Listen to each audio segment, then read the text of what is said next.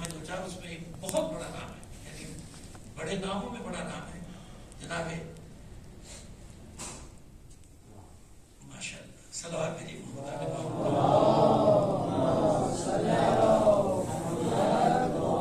زکریا ابن آدم. یہ زکریا ابن آدم امام رضا علیہ السلام کے بھی صحابی ہیں اور امام محمد تقی علیہ السلام کے بھی صحابی، اور امام جواد علیہ السلام نے ان کو سبب قرار دیا کہ قوم پر جو بلائیں نازل نہیں ہوتی تو اس لیے کہ تمہارے درمیان زکریا ابن آدم موجود. اتنا بڑا ہے، یعنی حوض علمی کی تاسیس تو بات کی بات ہے نا، کل ایک جگہ موضوع پہ بات کریں گے. یعنی شروع سے علم کا مرکز قرار پایا، علماء نے اپنے نائبین کو بھیجا ہے یہاں پر، جس میں زکریا ابن آدم، زکریا ابن ادریس اور بہت سارے نام. اب تاریخ آپ کو بہت سارے نام مل جائیں گے. تاریخ نے بھیجا امام جواد کے صحابی میں سے یہ جو ہے زکریا ابن آدم، جن کا مدفن ہے نا شیخان، لکھا ہوا بھی اب جا کے دیکھیں گے آپ کو نظر آ جائے گا لکھا ہوا امام جواد کا. آپ کے سن و سال کم ہے، 25 سال کی عمر میں آپ کی شہادت واقع ہوئی، لیکن آپ کی امامت کی مدت کم نہیں ہے، امامت کی مدت زیادہ ہے. 17 سال 17 سال تک آپ نے امامت کے منصب کو سنبھالا. کام کیا کیا؟ کچھ واقعات تو ہم نے کل موٹے موٹے ویسے بتا دیے نا آپ کو، تاریخی طور پر وسلم نہیں. مقاومت کیسے کی، قیام کیسے کیا؟ دیکھیے یاد رکھیے، لوگوں کے سامنے آپ ایک نمونہ ہے. میں آپ سے مثال شروع کرتا ہوں. آپ جو آپ کریں گے نا اس کو لوگ دین کے آئینے میں دیکھیں گے، دین کے آئینے میں دیکھیں گے. میں اوپر سے بیٹھ کے کوئی بات کروں گا اور نیچے جا کے کچھ اور، تو لوگوں کا بھی دین پر اعتبار نہیں ہوگا. وہ بھی دین کو اتنی رکھیں گے جتنا دنیا کی حد تک ہے نا، ٹھیک ہے وہاں ٹھیک ہے، روزہ نماز کر لو، نکاح پڑھوا لو، طلاق پڑھوا لو، جنازے پڑھوا لو، یہی سب. اس کے علاوہ کچھ وہ دیکھ رہے نا بھائی، ان کا بھی یہی حال ہے. یہ بھی مادہ پرست ہے، ہم بھی مادہ پرست ہیں. ملحد یا دہریہ، ملحد کہتے ہیں جو اللہ کو نہیں مانتا. آپ جانتے ہیں، آپ سب پڑھتے ہیں الحاق کو، یہاں بھی پڑھتے ہیں دروس میں. ایک ہوتا ہے دہریہ. دہریہ کا عام معنی جو ہمارے اردو لغت میں پاکستان ہندوستان میں لیا جاتا ہے یا اور جہاں جہاں کی ہے، دہریہ کہتے ہیں جو اللہ کو نہیں مانتا. یہ دہریہ ہے، اس کا کوئی مذہب نہیں، اس کا کوئی دین نہیں. حالانکہ دہریہ کے معنی نہیں ہے. ملحد ضرور ہے، الحاد جس کو ہے نا، وہ دہریہ ایسا نہیں. دہریہ نہ ہے کہاں سے؟ دہریہ کسی کہتے ہیں، یاد رکھیے دہریہ ایک عالم بھی ہو سکتا ہے، دہریہ ایک دانشور بھی ہو سکتا ہے، دہریہ ایک جاہل بھی ہے، عالم بھی، فاضل بھی، ڈاکٹر بھی، سب دہریہ ہو سکتے ہیں اور نہیں بھی ہو سکتے. سورہ دہر ہے نا، دہر کے معنی کیا ہے؟ زمانہ، دنیا. دہر یعنی دنیا، زمانہ ایسی ہے. اللہ تعالیٰ نے انسان ہی کو ملتا ہے کہ ایسا زمانہ نہیں ہے. یہ دہریہ وہاں سے نکلا ہے، عربی کا لفظ. دنیا پرست، زمانہ پرست، اس لیے ان کو کہا جاتا ہے جو لامذہب لوگ ہوتے ہیں ان کو کہتے ہیں نا دہریہ، یہ دنیا کی پوجا کرتے ہیں. بھائی دنیا کی پوجا تو کوئی بھی کر سکتا ہے نا، تو جو بھی دنیا پرست ہے وہ دہریہ ہے اصل میں. وہ مانے یا نہ مانے، اس کے ماننے نہ ماننے سے کوئی فرق نہیں پڑتا، اسے کہتے ہیں دہریہ، جو زمانے کی پوجا کرتا ہے. آپ کی مثال ہم دے رہے تھے، اپنی مثال ہم دے رہے تھے. ہم جیسے لوگ معمولی انسان لوگوں کے لیے نمونہ ہوتے ہیں، ہے نا. سمبل جیسے ہم کریں گے لوگ اسی حساب سے دین کو دیکھیں گے، اسی نظر سے دیکھیں گے. ہم مجاہدت کریں گے لوگوں میں ویسی جذبہ پیدا ہوگا. ہم کنارہ کشی اختیار کریں گے لوگ بھی کنارہ کشی اختیار کر لیں گے. جب ان کو نہیں فکر تو ہمیں کہیں نہیں فکر، تو بتارہ کو چھوڑ جانا.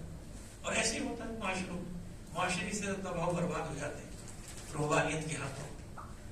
یعنی جب اغوا کر لیتے ہیں نا، مولوی دین کو اغوا کر لیتے ہیں. جب اغوا کر لیتے ہیں تو وہ اپنے ہاتھ میں رکھتے ہیں. میں جو کہہ رہا ہوں یہ دین ہے بس. اسی کو عاملیت، اسی کو ملوکیت، اسی کو بادشاہت، اسی کو دہریت کہتے ہیں. اب میں جو کہہ رہا ہوں وہ حلال ہے، میں جو کہہ رہا ہوں وہ حرام ہے. بس اپنے حساب سے چلتے ہیں، ٹھیک ہے نا. اب اسی میں جب کوئی مجاہد عالم آتا ہے ان سب کے خلاف آتا ہے، ہوا کے خلاف آتا ہے. ملوکیت کیا چلے یہ بھی تھوڑا سا سمجھاتے ہیں. تو ہم اپنے دوستوں میں بیٹھے نا تو ہم آرام سے گفتگو کریں کہ جو بات سمجھانا چاہتے ہیں اچھی طرح سے آپ کو سمجھا دیں. ملوکیت، بادشاہت، آمریت، جیسے ڈکٹیٹرشپ ہے، یہ کیا ہے؟ یہ مزاج ہے، یاد رکھیے گا. ضروری نہیں کہ بادشاہ ہو تو عامر ہوگا، ضروری نہیں کہ وہ صدر مملکت ہو تو عامر ہوگا. اختیارات آئے تو یہ مزاج ہے. اس وقت تک انسان کا یہ مزاج سامنے نہیں آتا جب تک اس کے پاس اختیار نہیں. جیسے ہی اس کے پاس اختیار آتا ہے نا، اس کا عامرانہ مزاج سامنے آ جاتا ہے. مزاج میں ایک مدرسے کی بنیاد ڈالتا ہوں، مدرسہ بناتا ہوں، دین کی خدمت، یہی ہے نا، دین کی خدمت کرنی، مذہب کی خدمت کرنی، ملت کی خدمت کرنی. مدرسہ میں بناتا ہوں. کیسے بنایا؟ لوگوں سے، جو بھی جس طرح سے مدد طلب کی، سہمی امام لیا، ویسے صدقات خیرات لیے بنا دیا، قوم کا پیسہ، ملت کا پیسہ، اور اسے میں نے مدرسہ بنا دیا. کس کے لیے بنایا؟ ہم بالکل ظاہری بات ہے، دین کے لیے بنایا نا، دین کے لیے بنایا، دین کی خدمت کے لیے بنایا، علماء پیدا کرنے کے لیے بنایا. اب دیکھیے عامریت کیسے آتی ہے، کیونکہ میں نے بنایا ہے لہذا میرے مزاج میں وہ عامریت آ گئی کہ یہ میرا ہے اور میرے بعد میرے بچوں کا. اب وراثت آ گئی نا، اب اہلیت گئی، اہلیت نہیں کھو گئی. میرا ہے تو میرے بعد کس کا ہوگا؟ میرے بچوں کا. نہیں تو بچے زبردستی لے لیں گے، لڑیں گے، لڑکے لے لیں گے اور دوسرے کو نکال دیں گے، چاہے کتنا بڑا عالم ہے اس کو باہر کھڑا کر دیں گے. صبح شام دیکھتے ہیں نا، یہ چیز سمجھا رہا ہوں آپ کے سمجھنے کی باتیں. دین کی خدمت اتنا آسان نہیں ہے، اتنا آسان راستہ نہیں ہے. سب سے پہلے مزاج کو، عامریت کے مزاج کو، ملوکیت کے مزاج کو ختم کرنا. یہ میں نے مثال دی ہے مدرسے کی. کوئی بھی ایسا بھلائی کام کرتا ہے کہتا میرا ہے، میرا، میرے بعد میرے بچے، چاہے وہ آدھا پاگل ہو. ہاں ہاں میں جانتا ہوں نا، پوری زندگی گزر گئی میری، پڑھا لکھا بھی نہیں ہے، ویلگر، فارسی میں کیا کہتے ہیں؟ ویلگر. تم میں ویلگر تھا، فارسی تو ویسے ہی آگے یہاں رہتا تھا. نجف میں ویلگر تھا، عربی تو آگے کیوں گربوں میں رہتا تھا، وہیں پیدا ہوا. لیکن ابا نے اپنی کرسی میں اسی کو بٹھایا کیونکہ میرا بیٹا ہے. نتیجہ کیا ہوا؟ ادارے تباہ ہو گئے، برباد ہو گئے، خالی ہو گئے، دروازے بند ہو گئے. کتنے ادارے؟ کیونکہ بچوں نے اس کو اپنی دکان بنایا. دین نہیں، دین کے نام پہ دکانیں سجائے. سمجھ میں آ رہی ہے بات؟ ہمیں کیا کرنا ہے؟ میں نے مجھے قول پڑھا ہے نا، وہاں سے آپ کو لانا چاہ رہا ہوں ایمان میں. بس جیسے ہمیں نمونہ عمل ہونا چاہیے نا اپنے لوگوں کے لیے، وہی ہمیں کیا کرنا ہے ادارہ قوم کے لیے. بھائی آپ کرو، آپ کا کام کرو. میں ذاتی تجربہ آپ کو بتا رہا ہوں کہ کسی علاقے میں کبھی رہتا تو وہ بہت خستہ حال تھی، مسجد جس کو ہم نے بنوا دیا، وہاں پہ امام بارگاہ وغیرہ تو لوگ انہیں سے ملا کے بنا دی، سب بنا دیا. اب یہ واقعہ ہے، یہ بالکل سچا واقعہ ہے، اپنا بتا رہا ہوں کسی کا بھی. تو میں جس کو نہیں دی تو میرے پاس کچھ لوگ آ گئے، میں جس کی بکنگ کرنی، میں پریشان. میرا کیا تعلق بکنگ سے؟ بھائی امام بارگاہ سے، مسجد کی، یہ امام بارگاہ سے میرا کیا واسطہ بکنگ آپ جانیں کا. وہ جب ان کے پاس گئے تو ان کا بھائی مولانا نے بنوایا وہی کریں گے اس کی بکنگ. کیونکہ ذہن میں یہ ہے بات بیٹھی ہوئی ہے کہ جس نے بلڈنگ بنائی اسی کی ہے، وہی پیسے لے گا، وہی بکنگ کرے گا، سب اس کا. کیونکہ وہاں یہی ہو رہا تھا ہمیشہ سے. میں نے سب کو جمع کیا، اللہ کے بندو، میرے ابا کا گھر تھوڑی ہے، میرے ابا کا گھر تو مجھے گھر سے بھی تھوڑی ملا ہے. میں نے آپ لوگوں کے لیے بنائی ہے انتظامیہ، آپ جان ان کی انتظامیہ، میرا کیا واسطہ ہے اس کے ساتھ؟ میں بیٹھ کے رسید کو لے کے بیٹھوں گا، بکنگ کروں گا. سمجھ میں آ رہی بات؟ کیا عامریت کسے کہتے ہیں؟ بس اس چیز کو کنٹرول کرنا ہوتا ہے کہ بھائی قوم کے لیے بنایا ہے، مذہب کے لیے بنایا ہے، ذاتی مفاد کے تھوڑی. اب وہ امپائر بنا دی، ذاتی امپائر، خاندانی امپائر. اسی کو ملکیت کہتے ہیں نا بھائی. یہی بادشاہت ہے، یہی عامریت ہے. یہ میری امپائر ہے، یہ میری مملکت ہے، یہاں میرا حکم چلے گا. تو جتنی بڑی مملکت اتنا بڑا عامر. یہ مملکت بڑھتی جائے تو ہارون رشید بنے گا. یہ مملکت اور بڑھے گی تو مامون رشید بنے گا. یہ مملکت اور بڑھے گی تو ٹرمپ بن جائے گا. بنے گا نہیں بنے گا نہیں. آپ ایک میں نے آپ کو مثال دی نا، بڑی آسان تھی، سمجھ میں آ گئی بات. مزاج ہے، اختیار کی بات ہے. جتنا اختیار ہے اتنی عامریت ظاہر ہو رہی. سمجھ میں آ گئی بات. اور اگر ایسا نہیں ہے، مزاج نہیں ہے، تو کتنا کتنا ہی بڑا آدمی ہو، اس کے مزاج میں امریت نہیں ہوگی، بلکہ امریت کے اگینسٹ کھڑا ہوگا۔ 8 سال کیسے نہیں امام کا؟ کیوں یہ مقاومت آج ہم کر رہے ہیں نا؟ دنیا میں اگر تشیع کھڑا ہوا ہے، تمام تر خرابی، داخلی خرابیوں کے باوجود صرف تشیع ہی تو ہے میدان میں، اور ہے کون میدان؟ کوئی میدان میں نہیں۔ کیوں؟ سینکڑوں مذہب پیدا ہوئے، یاد رکھیے 73 فرقے نہیں سمجھیے گا آپ اسلام میں، بلکہ 2500 کے قریب نام موجود ہیں جو پیدا ہوئے ختم ہو گئے، پیدا ہوئے ختم ہو گئے، 50 سال 30 سال 40 سال 100 سال چھٹی فارغ ہو گئے، نام باقاعدہ نام درج، ان کی سب کی تھوڑی تھوڑی ہسٹری بھی لکھی۔ کیوں؟ کسی کی جڑیں ایسی تھی نہیں نا، کسی کے پاس ایسے جس کو کہنا چاہیے کہ الگو نہیں تھے، ایسے سمبل نہیں تھے، نمونہ عمل نہیں تھے، کسی کے پاس نہیں تھی۔ ایک لیڈر گیا، اس کے بعد اس کا مذہب بھی ختم ہو گیا، اس کی ذاتی ختم ہو گئی، جاؤ فارغ ہو گیا، چھٹی ہو گئی۔ ہمارے ساتھ ایسا نہیں ہوا نا، 14 صدیوں میں جتنے ظلم ہم پر ہوئے کسی پر بھی نہیں ہوئے، کسی پر نہیں ہوئے، تاریخ بشریت میں یاد رکھیے گا۔ 14 صدیاں ہیں، کوئی ایک بات 100 سال کی بات تو نہیں ہے، 14 صدیوں کی بات ہو رہے ہیں ہم باقی ہیں۔ کیوں؟ بس جیسے میں نے آپ کو مثال دی کہ آپ جو کریں گے لوگ اس کو دیکھیں گے۔ اس زمانے میں بھی معیار یہ تھا لوگوں کا کہ بھئی کم صحیح، جیسے صحیح، چھوٹے صحیح، کم سن صحیح، بڑے صحیح، شیعوں کا امام ہے، یہ کرتا کیا ہے، اس کا عمل کیا ہے؟ تو شیعوں کے سامنے وہ ائمہ طاہرین کا عمل رہتا تھا 8 سال کا امام، بازار میں موجود ہے، یا سڑک خیابان جو بھی کہہ لیجیے آپ، اور بھی بچے ہیں، سواری گزر رہی ہے امام ان کی، بچے بھاگ گئے، سب امام کھڑے ہوئے، سارے بچے بھاگ گئے، امام اسی جگہ کھڑے۔ یہ کیسے انسان نمونہ بنتا ہے نا دوسروں کے لیے، کیسے قابل نمونہ بنتا ہے۔ حیران ہوا، اس نے وہی سارے بچے ڈر کے بھاگ گئے، آپ نہیں گئے، بولے کیوں چلا جاؤ، میرے یہاں کھڑے رہنے سے جگہ تنگ تھوڑی ہو گئی ہے، اور میرے ہٹ جانے سے وسیع نہیں ہو جائے گی، اور میں نے کوئی ایسا جرم کون سا کیا جب میں ڈر کے تجھ سے بھاگ جاؤں، کیوں چلا جاؤں؟ جب میں نے جرم نہیں کیا تو میرا حسن ظن یہ ہے کہ جب میں نے کچھ کیا نہیں تو مجھے سزا کیا دے گا، شرمندہ ہو گیا، خجل ہو گیا، چلا گیا۔ یوسف واپسی کی بات ہے کہ اس نے اپنا باز چھوڑا اور مچھلی ہاتھ میں دی تو امام کا امتحان بظاہر آپ کے سامنے کیا وہ معجزات و کرامات آپ تو خود دوسروں کو سناتے رہتے ہیں، وہ بات کا وقت ہے۔ امام اس نے پھر دیکھا کہ بچے بھاگ گئے، امام نہیں موجود، میرے ہاتھ میں کیا سوال کیا، میری مٹھی میں کیا؟ امام نے اس کو جواب دیا کہ اللہ نے اپنی قدرت سے سمندر دریا ایجاد کی، وہاں چھوٹی چھوٹی سی مچھلیوں کو پیدا کیا، بادشاہ اپنے باز چھوڑتے ہیں، ان کے بعد وہ مچھلی شکار کرتے ہیں، بادشاہ اس مچھلی کو ہاتھ میں چھپا کے ہم اہل بیت کا امتحان لیتے ہیں۔ صلوات کے لیے محمد آل محمد، ہم اہل بیت 8 سال کے ساتھ کیا تو دنیا کو بتانا تھا کہ اگر امام ہے تو ڈرے گا نہیں، خوف زدہ نہیں ہوگا کسی سے، علامت بننا نا مقاومت کی علامت، شروع سے ڈٹ گئے نا اس کے مقابلے میں، ہٹے تو نہیں۔ 17 سال اس دور میں نائبین کو بھیج رہے ہیں، جناب زکریا ابن آدم کو یہاں پہ بھیج رہے ہیں، قم کی سرزمین میں بھیجے کہ جاؤ یہاں جاؤ، یہاں لوگوں کو جاؤ۔ یہ مورچہ تھا، انشاءاللہ زندگی نہیں کلام مورچے کے بارے میں بات کریں کیونکہ موضوع کلام میں یہی دیا گیا ہے، ہم اس بات کریں کہ مورچہ بنا کیسے، اس کا آغاز کیسے۔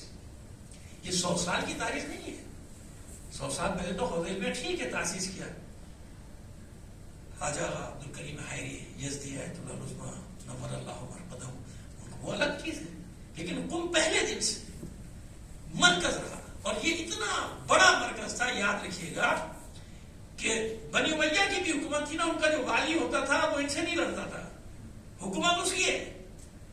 عباسیوں کا بھی یہی حال تھا، مامون خط بھیجتا ہے، متظم خط بھیجتا ہے کہ ان کی سر کو بھی کرو، تو یہاں کا والی کہتا ہے بھی آرام سے بیٹھا رہنے دیں ان کو، میں جانتا ہوں یہ کتنے بڑے جنگجو ہیں قم کے لوگ، میں بیٹھا ہوں نا تیرا والی بن کے، اگر ان کو چھیڑا تو پھر یاد رکھ وہ خوریزی ہوگی جو ختم نہیں ہوگی۔ ایسے جناب معصومہ سلام اللہ علیہ صلوات دیجیے محمد علی محمد،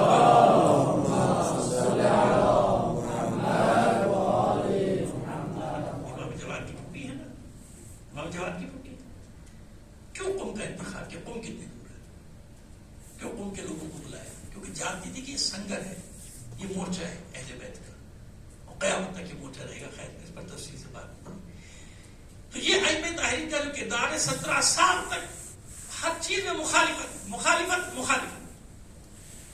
کم سی نے زوجے کا معاملہ آیا، ماں مخالفت کی، نہیں تیرے گھر میں نہیں رہوں گا، الگ گھر ہے اس میں بھی نہیں رہوں گا. اپنا گھر لے کر چند مہینے بعد کا چلو مدینے چلو. یہ کیا ہوا؟ بادشاہ رکے کہ نہیں ہے، مدینے جاؤ، میرا گھر مدینے میں، وہاں جا کے رہو. وہاں جا کے فوراً دوسری شادی بھی کرتے ہیں. کیوں؟ تاکہ اس کو احساس رہے نا. بادشاہوں کو بتایا جاتا ہے کہ پورے اچھا لوگ بھی دیکھیں نا کہ ہاں یہ امام ہے، یہ ڈٹا ہوا ہے کہ مطلب میں ایک لفظ بہرحال استعمال کر رہا ہوں کہ کبھی بھی امامت ملوکیت کے سامنے سرنڈر نہیں کرے گی کسی، ورنہ امامت نہیں ہے. دیگر ائمہ سرنڈر کرتے تھے نا بادشاہوں کے سامنے. لہذا ہر ایک کا الگ الگ مکتب کیوں بنا؟ نہیں ہونا چاہیے تھا نا، ایک مکتب ہونا چاہیے تھا. الگ الگ مکتب یہ اس لیے بنا، وہاں ہر امام کا نام یہ بغیر بات کر رہے ہیں، ہر امام کا الگ مکتب اس لیے بنا کہ جس دور کے بادشاہ کی جیسی ضرورت تھی ویسی فقہ ترتیب دی گئی. سمجھ میں آ رہی ہے بات؟ آپ پڑھ لیجیے امام ابو یوسف کے بارے میں، جو شاگرد تھے امام ابو حنیفہ کے بارے میں پڑھ لیجیے کہ کیسے کیسے ان کی فتوے موجود ہیں. وہی زمانہ ہے نا 8ویں امام کا، 9ویں امام کا زمانہ ہے. امام ابو یوسف کیسے کیسے فتوے دیے اس میں جانتے ہیں آپ. حلال ہے نا، وہ حرام ہے نا. باپ کے استعمال میں جو کنیز رہ چکی ہے بیٹے پر حرام ہے، لیکن ہارون رشید اس کو چاہتا تھا اس کا کنیز. وہ یہ تو میں اس نے کہا کہ میں تیرے باپ کے استعمال میں نہیں، ہادی کے ایسے نہیں ہو سکتا. بلایا امام ابو یوسف کو، بھائی یہ کیا مسئلہ ہے؟ یہ تو حرام ہے، نہیں ہو سکتا، یہ تو نہیں ہو سکتا. بھائی کوئی راستہ نکالو. اب وہ قاضی القضات اتنے بڑے امام اور خود اہل سنت بھی لکھتے ہیں کہ یہ ان کے عجائبات میں سے ہے یہ فتویٰ. خود بھی لکھا یہ ان کے عجائبات. کیوں؟ اب میں نے آپ کو کہا کہ کیوں الگ الگ مکتب بنے؟ کیونکہ ہر ایک نے اپنے جو اوپر سر پہ جو بادشاہ بیٹھا ہے نا، ملک بیٹھا ہے، بنی عباس کا بنی امیہ کا جو بھی بیٹھا ہے، اس کے مطابق ترتیب دیا چیزوں کو تاکہ اس کے خلاف کوئی بات نہ جائے. تو انہوں نے فتویٰ کیا دیا؟ بعد انہوں نے دیکھا کہ یہ تو نہیں مانے گا، کہ آپ یہ سوچ لیں کہ یہ جھوٹ بول رہی ہے. حالانکہ عورت کا قول ایسے معاملات میں کیا سچا سمجھا جائے گا نا، اس کو سارے اس کو درجہ دیا جائے گا کہ سچائی ہے اس کے ساتھ. آپ یہ سوچ لیں، تصور کر لیں کہ جھوٹ بول رہی ہے، بس آپ جائیں. سمجھ میں آئی بات؟ اس لیے الگ الگ، سب الگ الگ، کیونکہ بادشاہوں کے حساب سے اپنے وقت کا جو مقتدر کا اقتدار ہے جس کا، اس کے حساب سے فتوے دے رہے ہیں.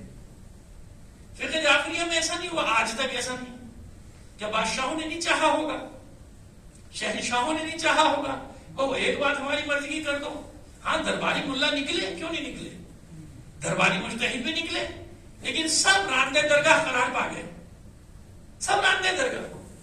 یعنی ایسا ہوتا ہے کہ جیسے سمندر کسی مردہ چیز کو نہیں رکھتا، باہر اگل دیتا ہے، پھینک دیتا ہے. بس ایسی فقہ جعفریہ میں جو بھی جعلی چیز آئی نا، اس مکتب میں اس کو نکال کے باہر پھینک دیا جاؤ. جعلی آیت اللہ آ جائے، جعلی مرجع آ جائے، جعلی مولد، جو بھی آ جائے. وقتی نقصان ضرور ہے، وقتی نقصان، لیکن یہ کیا ہے؟ یہ اس کا اپنا وہ ہے. وہ میں نے سمندر کی مثال دی نا، باہر پھینک دے گا. لوگ قبول نہیں کرتے، نہیں کریں گے قبول کبھی بھی نہیں. درباری ملا کو ہمارے عوام کا مزاج ہی چاہے وہ خود کتنی بے عمل ہو، لیکن درباری ملا کو کبھی قبول نہیں کریں گے. کیوں؟ سامنے ائمہ طاہرین کا کردار ہے. ائمہ طاہرین نے کسی بھی حالت میں یعنی ہر ظلم کو برداشت کر لیا، سرنڈر تو نہیں کیا. کوئی ایک بھی امام ایسا ہوتا تو آپ دیکھیے کیا ہو جاتا ہے، امامت ختم ہو جاتی. اور آپ سنتے رہے پچھلے ہفتے سارے مجالس اور محافل بھی ہوتی رہی. امام رضا علیہ السلام کی صلوات میری امام پر ہوتی رہی. آپ کی ولی عہدی کے بارے میں جتنی تحقیق، جتنی بررسی ہوئی ہے عراق میں بھی، ایران میں بھی، آپ سنتے رہتے. امام تو جانتے تھے، وہ تو جبر تھا نا، ان کو تو بلایا گیا. لیکن اس چھوٹے سے وقفے میں امام نے کیا کام کیا؟ ایسے تو نہیں شہادت سبب بن گئی، یعنی شہادت کا سبب بن. شہادت کا سبب کیوں ہونا؟ امام کی شہادت کا سبب اس لیے بنا کہ وہ تھوڑے سے عرصے میں بظاہر تو ولی عہد نام آ رہا ہے نا. کیا کیا آپ نے؟ اس پورے خراسان کو اصل میں امام نے فتح کیا. 8ویں امام نے ایسا فتح کیا کہ ہمیشہ کے لیے ایک آپ کو جگہ دے دی، یہ جگہ ہے تمہاری، دنیا کو للکارتے رہنا یہاں سے، ایک مقام دیا، جغرافیہ دے دیا آپ کو ہمیشہ کے لیے، ایک امام ہے۔ تو ہمیں وہی جو کہتے ہیں محکمات اور متشابہات، قرآن اور اہل بیت ہے نا، تاریخ الفقہ مستقل ہے، جیسے قرآن ہے نا، آیات محکمات آیات متشابہ، ایسے یاد رکھیے گا ائمہ تحریر۔ بعض افعال ایسے جو متشابہ ہو جاتے ہیں انسان سوچتے ہیں یہ کیوں کیا امام نے، یہ کیوں کیا امام نے، وہی تو ہے آپ کی ساری فکر کا محور ہونا چاہیے، تحقیق کا کہ یہ کیوں کیا، اور سوال کو کون روک رہا ہے؟ کوئی بھی نہیں روک رہا، ہمارے تو سوال میں کوئی پابندی ہے کیا؟ کوئی پابندی نہیں، یہی تو تحقیق ہے، اور یہی چیز مکتب کو زندہ رکھے ہوئے، باقی میں مردگی چھائی نہیں، جہاں مردگی چھائی ہوئی آج بھی ان کے مفتیان دین ظاہری تو اتنا بڑا فتوا دیا جہاد بھاگ گئے سب انہیں اڈوں پہ بیٹھ گئے، کیوں؟ وہ آل سعود کو حکم ہے کہ خبردار چپ کے بیٹھو، روٹی بند کر دوں گا تمہاری، سب چپ کے بیٹھ گئے جہاد کرنے کے لیے، ساری عرب دنیا، سارے مفتیوں نے فتوا کس کے حق میں دے دیا؟ آل سعود کے حق میں دے دیا، فلسطینیوں کے خلاف فتوا دے دیا، دہشت گرد قرار دے دیا ان کو، اسماعیل ہانیہ یا سنوار کو حسن مسلم چلو شیعہ تھا بھائی، وہ تو نہیں تھے، فرق سمجھ میں آ گیا، یہاں ایسا نہیں ہوا، یہاں باقر النمر۔ اب دیکھیے نتیجہ بھی آپ کو مثال کا دے دیں، ہم جو ہم نے مثال دی تھی ابھی نتیجہ سامنے آ رہا ہے، باقر النمر کے سامنے جان بچانے کا راستہ نہیں تھا نا، آل سعود کا آخری التماس یہ تھا ان سے کہ بس آپ یوں کیجئے کہ بھائی اتنا لکھ دیجئے کہ بھائی آئندہ میں یہ خطبہ اس قسم کا نہیں تھا، لکھ دیتے، جان بچانا واجب نہیں تھا،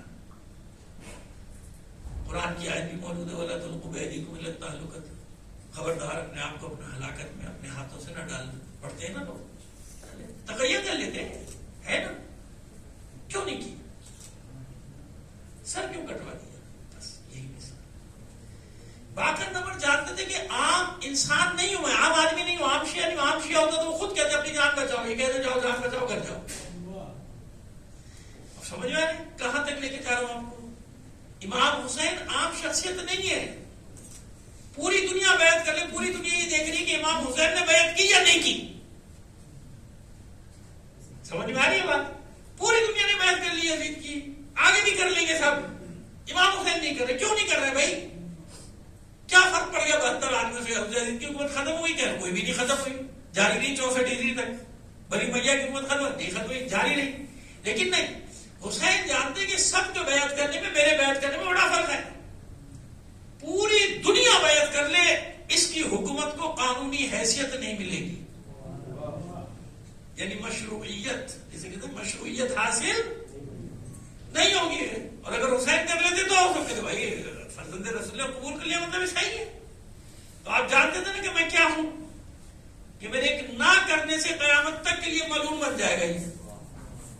اب جو اس فکر کو سمجھتا ہے نا کربلا کی، جو اس فکر کو سمجھتا ہے ائمہ تحریر کی، وہ کبھی بھی سرنڈر نہیں کرے گا، کیونکہ وہ جانتا ہے کہ میرا مقام کیا ہے میرے لوگوں میں، میں نے منبر پہ جا کے خطبے دیے، شہادت پہ، بہادری پہ، دلیری پہ، شجاعت پہ، ہے نا، دیے نا خطبے، اب لوگوں کی نظریں باقر النمر پہ ہیں، ایسے سینکڑوں نام ہیں میرے آپ کے ذہن میں ایک مثال دے رہا ہوں کہ چلو تازہ ترین چند سال پہلے کی بات ہے، کوئی صدیوں پرانی بات نہیں، جب کہ پتہ نہیں ہوا تھا کہ نہیں ہوا تھا، شہید اول کے ساتھ ایسا ہوا تھا کہ شیعوں نے خود ہی لکھ دیا، شہید ثانی کے ساتھ ایسا ہوا تھا یہ خود ہی لکھ دیا، یہ تو ہمارے سامنے کی بات ہے نا، بچ سکتی تھی نا جان، لیکن یہ جانتے تھے کہ ہزاروں لوگ جو مجھے فالو کر رہے ہیں، ہزاروں لوگ، لاکھوں لوگ مجھے دیکھ رہے ہیں، ان کی نظر باقر النمر پہ کہ یہ کیا کرتا ہے اب اس موقع پہ، تو اس کا فیصلہ کون سا فیصلہ تھا؟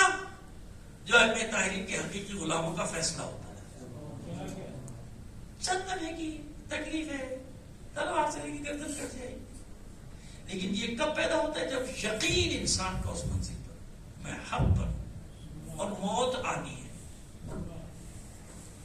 پہلی بات ہے کہ حق پر ہو، دوسری چیز یہ ہے کہ موت، ائمہ تحریر کی جو فکر ہے اس کے محور میں ہے وہ سارا کچھ یقین یقین یقین، ہر ایک نے شہادتوں کو لے سکتا، ہر ایک نے شہادت، اور کیا ہوا باقر النمر مرنے کے بعد زندہ ہو گیا نا، امر ہو گیا نا، اچھا ویسے بھی مر جاتے نا، گردن نہیں کٹتے تو ہمیں سے کون بچے گا؟ بچے گا کیا؟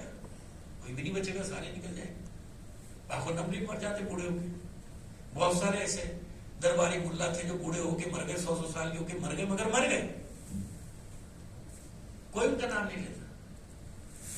اپنے آپ کو بڑا ہوشیار سمجھتے تھے کہ دیکھو جی، کہتے تھے ہم سیاست میں نہیں پڑتے ہیں، اور یہ سب سے سیاست بڑی یہی تھی ان کی.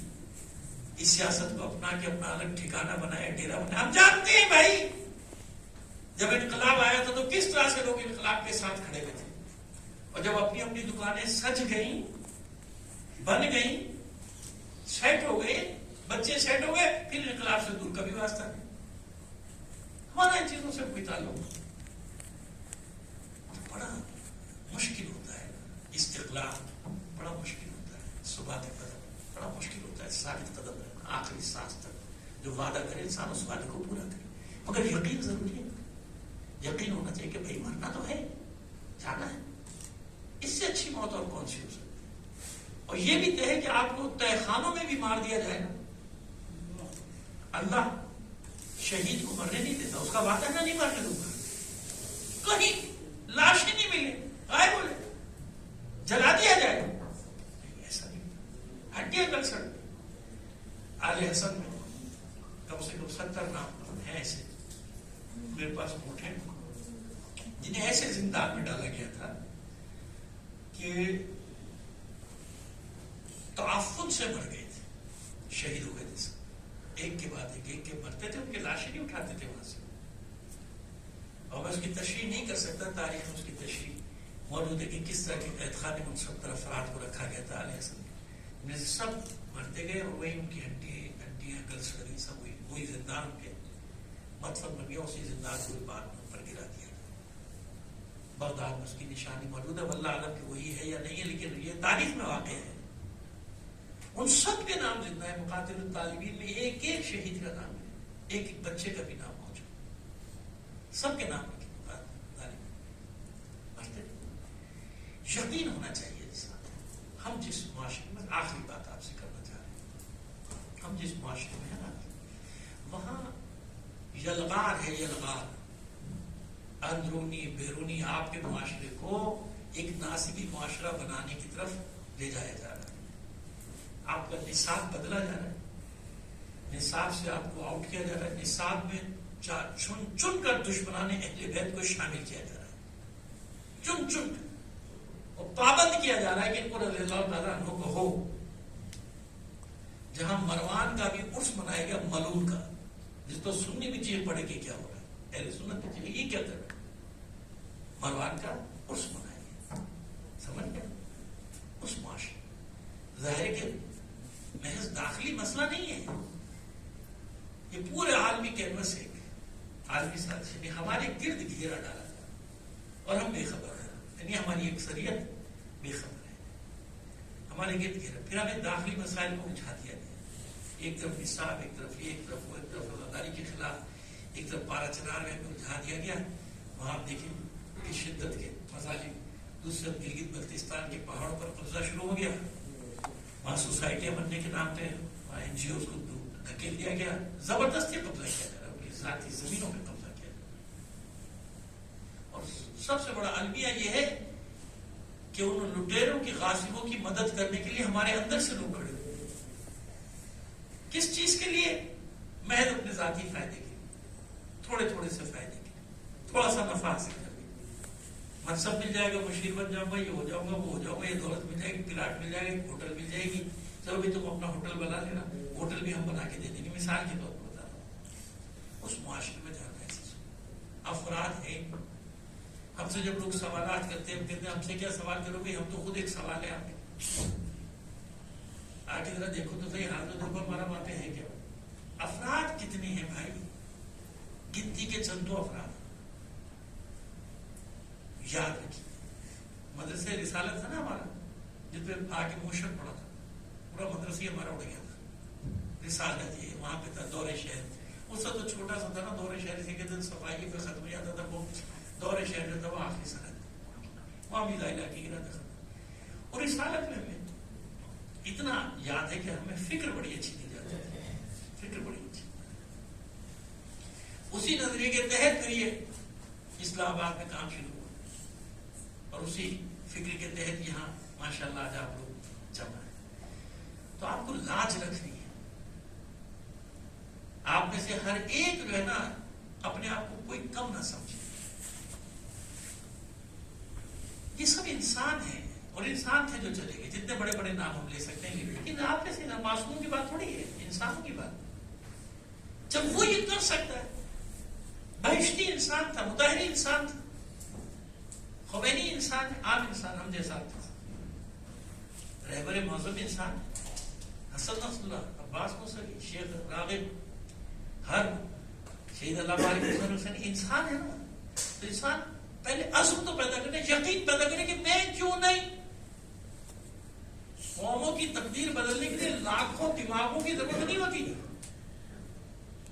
ایک آدمی, ایک فرد اٹھتا ہے, پوری قوم کی تقدیر کو بدل دیتا ہے. اس کے پیچھے قوم چل پڑتی ہے. جیسے خمینی, جب مدرسے میں پڑھتے تھے ہزاروں طالب علم تھے نہیں تھے, سب خمینی بنے گیا. پھر آپ کیوں نہیں؟ تیاری تو اتنی ہونا, عزم ہونا چاہیے کہ کر سکتا ہوں. کیوں نہیں کر سکتا؟ بالکل کروں گا. جا کے اپنی قوم کی تقدیر کو بدلوں. ائمہ تعلیم کی تحریکوں سے وابستہ رہنے والے یہ یقین رکھتے ہیں. کوئی بات نہیں, کبھی کبھی ہم پریشان ہو جاتے ہیں, خود بھی بھول جاتا ہے, نیند نہیں آتی رات کو, پھر سکون ہو جاتا ہے اچانک. پھر جو ایک فکر آتی ہے, سوچ آتی ہے, کوئی بات نہیں, ہمیں اتنی فکر ہے, تو جس کا دین ہے اس کو کتنی فکر ہوگی. بس یہ یقین رکھیں اللہ کے وعدوں پر یقین رکھیں. قرآن مجید میں اللہ کے وعدے ہیں, ان پر میں نے وعدوں پر اشرے پڑھے پورے. اللہ کے وعدے پر یقین رکھیں. اس کا وعدہ ہے, وعد اللہ الذین آمنوا منکم وعملوا الصالحات لیستخلفنہم فی الارض وليمكنن لهم دینہم الذی ارتضی لهم وليبدلنہم من بعد خوفہم امنا. یہ اللہ کا وعدہ ہے.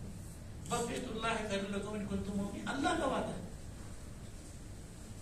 یریدون ان یطفئوا نور اللہ بافواہہم ویأبی اللہ الا ان یتم نورہ. یہ اللہ کا وعدہ ہے. تمہیں کس پر یقین کرو؟ یہ دنیاوی رہنما پہ رہنما بھی اللہ کے وعدوں پہ. یہ یقین رکھیں آپ کے فتح, آخری فتح ایمان کی ہے, اسلام کی, مومنین کی ہے. کوئی مومن پر غالب آ ہی نہیں سکتا, کبھی بھی نہیں آ سکتا. اس یقین کے ساتھ جب آپ یہاں سے جائیں گے نا, کامیابی آپ کے قدم چومے گی. اور کبھی مایوس نہیں ہوں گے آپ. صرف اس چیز کو سوچ کر کہ بھائی اللہ کا دین ہے, پریشانی ہے, کام کرنا ہے, لیکن مایوس ہی نہیں. وہ دیکھ رہا ہے نا, سب کچھ دیکھ رہا ہے, ہمارے حالات دیکھ رہے ہیں, ہمارے اندر کتنے قسم کے مسائل ایجاد ہو چکے ہیں. ہم تو قومی بن کے جاتے ہیں, نجفی بن کے جاتے ہیں, اور وہاں جا کے مسائل ایجاد کر رہے ہیں. تو کہتے ہیں تو مامے والا یہ بھی کر رہا ہے, تو ان کو بھیجا جاتا ہے نا باقاعدہ. یہاں رہو, ان کے اخراجات دیا جاتے ہیں, ان کو یہاں پہ گھر دیے جاتے ہیں, ان کو وہاں بھی گھر دیے جاتے ہیں. دیے گئے گھر, خاص کر شیعہ آبادی میں گھر ان کو دلوائے گئے, بڑے بڑے بنگلے دلوا دیے گئے. اب تم ماما سر پہ رکھے ہو, اب جاؤ ممبر پہ اور جاؤ ان کی ایسی تیسی کرو. سمجھ میں آ رہی بات؟ یہ سارے مسئلے تیاری کرنی ہے. فصل وہاں کٹے گی, کھیتی یہاں بونا ہے. بس آپ کی زمانوں کا تمام دن میں نے مجلس اس انداز میں نہیں پڑھی سمجھ, کیونکہ ظاہر آپ سب میرے ساتھی ہیں, طلبہ ہیں, مجھ سے زیادہ فاضل ہے, آگے بنے. یہی مسئلہ کرنا پر یہی سبب ہے. آپ دیکھیں کہ 12 اماموں کو, یعنی 8ویں امام کے بعد ہر امام کی عمر کتنی کم ہے. کیونکہ عباسی چاہتے تھے کہ جلدی جلدی سب کا خاتمہ کرو, ختم کرو. 1 سال کا زندان ہے امام کا. جب بلایا نا بغداد دوبارہ سے, معتصم نے جب بلایا مامون کے مرنے کے بعد, تو امام نے کہہ دیا تھا کہ اس کے جب مامون جنرل رسید ہوا, امام نے کہہ دیا تھا کہ 30 ماہ بعد میری بھی شہادت ہو جائے. وہی ہوا, بلا لیا کچھ عرصے کا اس نے. وہ جو آخری زندان تھا, میں آپ کو بتا رہا ہوں, آپ لوگ اگر سامرا گئے ہیں تو آپ نے امام علی نقی صاحب کا زندان دیکھا ہوگا.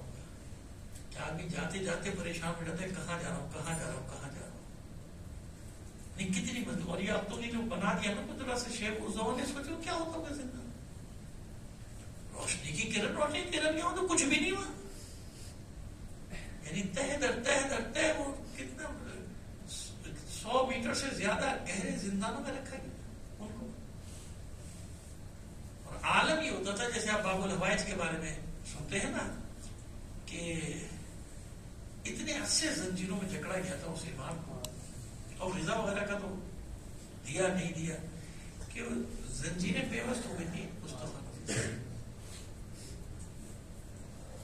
جتنے بھی امام ہیں بظاہر ان کو زنجیروں سے جکڑا نہیں گیا, لیکن 8-9 امام کا بھی جب آپ پڑھیں گے نا تو آپ کو یہی ملے گا کہ اپنی شہادت کے دن گن رہے تھے کب اس سے زیادہ میں نہیں کہتا کیونکہ تاریخ میں اور بھی لفظ ہے، لیکن وہ میں نے اس کے بعد جملے میں ادا نہیں کر سکتا نا، میری ہمت نہیں ہوتی کہ معصومین کے بارے میں. بس یوں میں نے کہہ دیا آپ کو کہ دن گن رہے تھے کہ کب لقاء اللہ کا دن آتا ہے، کب بے وقت. یعنی عالم غربت بھی ہے، بچے پاس ہیں. اب سوچیے امام علی نقی علیہ السلام کا کیا حال ہے. آپ جانتے ہیں ان کو کیسے خبر ملی؟ بظاہر کیونکہ زمانہ ایسا تقیق ہے کہ کسی کو رکھ دیا جاتا تھا، کسی مسجد نبی میں کسی بڑے عالم کے ساتھ بٹھا دیا جاتا تھا، حالانکہ ہر کوئی کہتا تھا میں کیا پڑھاؤں گا، یہ تو مجھے پڑھا رہے ہیں، امام تو اسے پڑھا رہے ہوتے. تو اچانک آپ نے بلند آواز میں گریا شروع کر دیا تھا. چھوٹے سے تو ہیں امام علی نقی گریا شروع کر دیا. تو آپ کی پھوپھی نے آپ کو آغوش میں کہ روتے کیوں ہو؟ کہ میرا بابا زہر سے شہید کر دیا گیا، اس کے پاس کوئی بھی نہیں ہے. تو الگ بات ہے نا کہ امام اعجاز سے اور سارے مراسم کو انجام دیا. یعنی عالم غربت اور جوانی کا عالم 25 سال کا سے 25 سال، یعنی پوری زندگی مقاومت کرتے کرتے کرتے کیا ہوتا؟ اگر منفذ کی خواہش کو پورا کر دیتے آپ آرام سے رہ سکتے تھے، معتصم کی بات مان لیتے آپ آرام سے رہ سکتے تھے. لیکن نہیں، پھر ہم لوگوں کو کچھ نہیں ملتا. قیامت تک اگر ہم قیام کریں تو کیوں کریں؟ کیونکہ اماموں نے اپنے اوپر جو مصیبتیں جھیلی ہم ان کا تصور شاید کر سکتے ہیں، ورنہ تصور بھی نہیں کر سکتے کہ وہ ائمہ طاہرین کے ساتھ کیسا سلوک کیا. کہ وہ اولاد رسول جانتے تھے کہ فرزند رسول ہے. یہ الگ بات ہے کہ جب جنازہ اٹھا تو بظاہر دکھاوے کے طور پہ ہزاروں لوگ بھی جمع ہو گئے، پورا بغداد جمع ہو گیا، سب نے جنازہ بھی اٹھایا، تابوت بھی اٹھا، سب گیا، سب مراسم ہوئے. لیکن ایک امام ایسا ہے جس کے مراسم کے لیے اس کا بیٹا ترستا رہا. صرف ایک جملہ کہنا چاہتا ہوں جناب سید سجاد ارشد الاسلام کی زبانی کہ ہے وہ اس بیٹے پر جس کے سامنے اس کے باپ کا لاشا پڑا، اسے اپنے باپ کی لاشوں کو دفنانے کی بھی اجازت. جناب ثانیہ زہرا جب اپنے بھائی کے لاشے پر پہنچی ہے نا تو دیر تک دیکھتی رہی. انت اخی حسین، کیا تو ہی میرا بھائی حسین ہے؟ کس عالم میں دیکھا تھا ثانیہ زہرا اپنے بھائی کے لاشے کو؟ سوچ سکتا ہے کوئی جس کے بدن پہ اتنے تیر ہوں کہ آپ بھی پڑھتے ہیں مقاتل میں، سب پڑھتے ہیں، بلکہ تشبیہ بھی دیتے ہیں. میں تشبیہ کبھی بھی نہیں دیتا اس چیز سے تشبیہ. کتنے تیر تھے کہ سوائے تیروں کے کچھ نظر نہیں آتا تھا، لیکن اتنی طاقت تھی حسین میں کہ زندنا سے گرنے نہیں پائے تھے. گرے کب تھے؟ جب پیسر صاحب نے عروہ سے کہا تھا کہ ایسا کام کر کے حسین اپنے گھوڑے سے نیچے آ جائے. اسماعیل نے کئی چکر کاٹنے کے بعد یہ خود کہتا ہے کہ میں کوئی جگہ پاتا نہیں تھا کہاں تیر ماروں، ہر جگہ تیر پہ بس تھے. کئی چکر کاٹنے کے بعد میں نے دیکھا کہ پیشانی میں سجدے کی جگہ خالی تھی.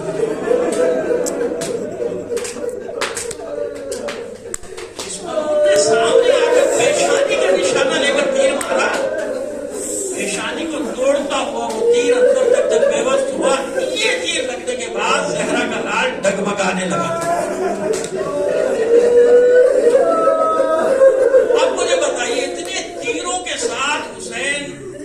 سے نیچے آئے تو زمین میں تھوڑی تھے، تیروں پر معلق تھے. اور پھر سر غلط ہونے کے بعد جب لاشوں کو پامال کیا گیا ہوگا تو میرے رات کے جملے یاد ہے کہ کیسے پامال ہوا ہوگا. جس جسم میں پہلے ہی اتنے تیر ہو، اس عالم میں زینب اپنے بھائی کے لاشے پر پہنچی تھی. داخل حسین بیٹھ گئی زمین پہ، پہ اپنے لب رکھ دیے، گوشے لیے گلے گلے.